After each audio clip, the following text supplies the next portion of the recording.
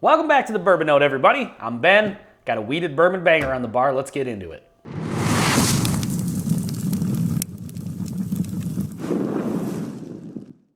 So on the bar tonight, I've got, bam, this is Bardstown Bourbon Company Origin Series wheated bourbon.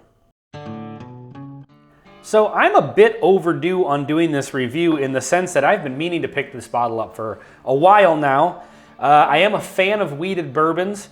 And a lot of you recommended the other, the Black Label Bardstown. I think that one's wheated too, but I think this is more of like the high wheat version. And it's 106 proof. It's got some information on here. It says age 6 years. Mash bill is 53% corn, 39% wheat, and 8% malted barley. So, on the recommendation of all of you, I picked up the Black Label one. Like I said, really liked it. So I've been looking forward to getting into this one.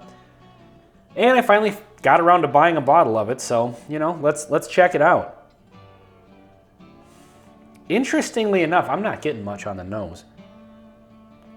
Oh, there we go. I don't know, maybe my nose malfunctioned for a second there. Oh, there we go. Yeah, nice wheated note, which is good. I tend to like on wheated bourbons or wheat whiskeys, I like a good strong wheat presence on the nose and the palate. Like I like it when it has that kind of that like bready sort of vibe to it. This one I'm getting that, but honestly like the nose is weaker than the 106 proof would suggest. It's got good flavors to it, or good aromas I should say, but it's just not very bold, not very strong. But it's got a little bit of a pepper spice along with that wheat, which is nice. Well, let's get into the palate, see what happens. Cheers.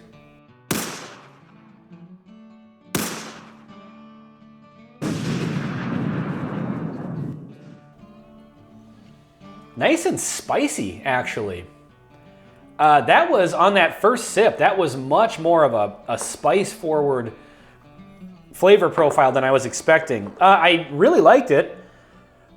But it was definitely different. The nose came across as, it had that nice black pepper on the nose, but that kind of dominated the palate, and that wheated note wasn't there quite as much. And I didn't get much underlying sweetness off of that first sip. This is coming across as just like a spice bomb on the first one there. But a nice bold flavor. I said on the nose that the nose had the nice aromas, but they just weren't really very bold. Nice bold flavor on the palate, so that's good. I think I'm gonna have to go right back into this for sip number 2 here, because I don't really know what to say about that first one. It was just kind of all spice, and that was kind of pretty much it. So let's go in for sip number 2, pick this apart a little bit more.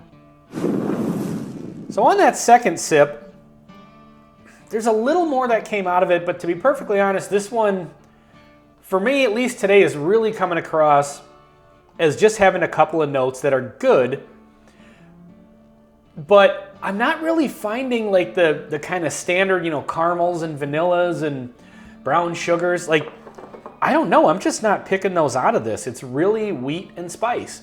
There's maybe a little bit of chocolate and a little bit of nuttiness that I kind of noticed on that second sip. Overall, it's a good whiskey.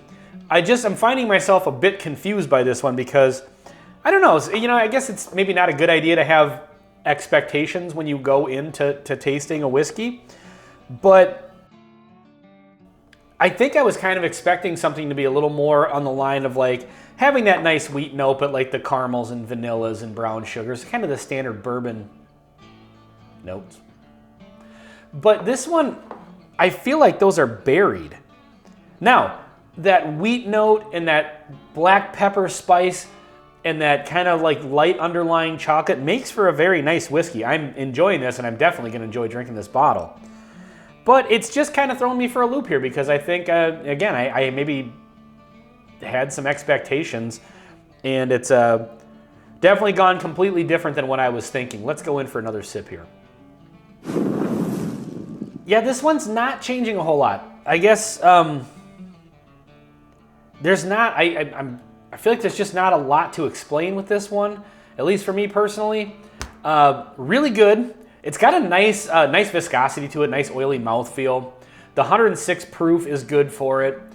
And the flavors that it does have, I think, are really good. They're well balanced. They work well together.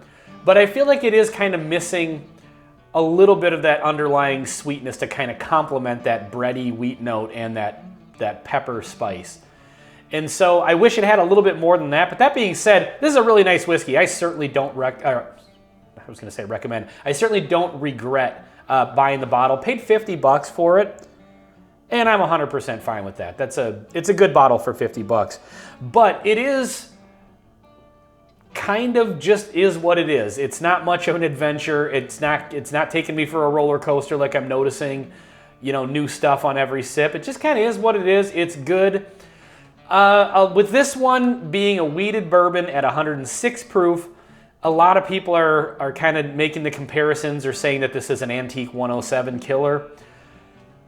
Going off of memory, I wouldn't say that it is, but that's just going off of memory. I do have some Weller Antique 107 on the shelf here, so I think at some point, sometime soon, I'll probably do a video, maybe blind the two of them against each other. And who knows? In blinds, you never know what's going to happen. It has been a little while since I've gone back to a pour of Antique 107, but based on my memory, I feel like that one had a little more sweet notes, a little more of like a cherry note to it, whereas this one, again, is just kind of, I hate to repeat myself, but that's really just what I'm getting is that wheat, chocolate, and pepper. And so I'm looking forward to that, actually, because I think that'll be a good comparison.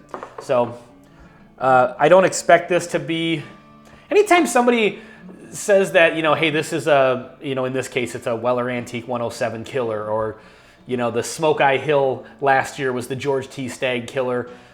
I don't know. I feel like that's kind of a weird concept, because if I was into whiskey just because I was looking for just the best whiskey I've ever had and only drink that, there wouldn't be any point in trying all these different bottles. Like the whole point of having all these different whiskeys, at least for me, is that they all have something different to offer, and depending on what mood I'm in, I may want to have a pour of something that isn't my favorite whiskey. I'm just in the mood for that particular flavor profile. It's like sometimes I want pizza, sometimes I want steak. I love both of them, but and it's not like you have to judge each whiskey on like, oh, this is better than the last one, because if I was going on just what's the best whiskey I've ever had, I guess I'd have to just dwindle it down to one whiskey and just keep drinking that one. So anyway, that's a little bit of a tangent that I probably should have saved for the comparison video, but pertaining to this whiskey, with it kind of having this reputation online as being a Weller killer,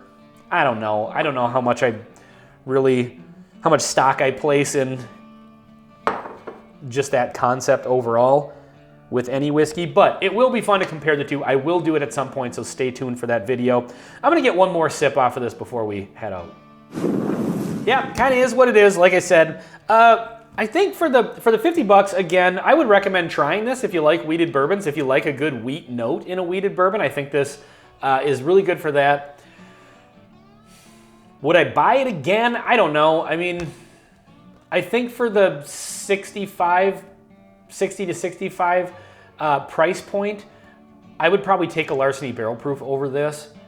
I think Larceny Barrel Proof has just a little more depth of flavor, a little more of that sweetness, a little more layers of flavor. But that being said, this is a good bourbon, so I don't know, at the $50 price point, I don't think it's going to be something that you're going to try if you like wheated bourbons with a little spice. I don't think you're going to try it and drain pour it for sure. It definitely has a place on the shelf. So let me know in the comments, again, what you guys think of this one. I have heard in comments from other videos that I need to try this one. I like it. I just think that it's a little bit, it just has a couple of things to offer. It stays in its lane.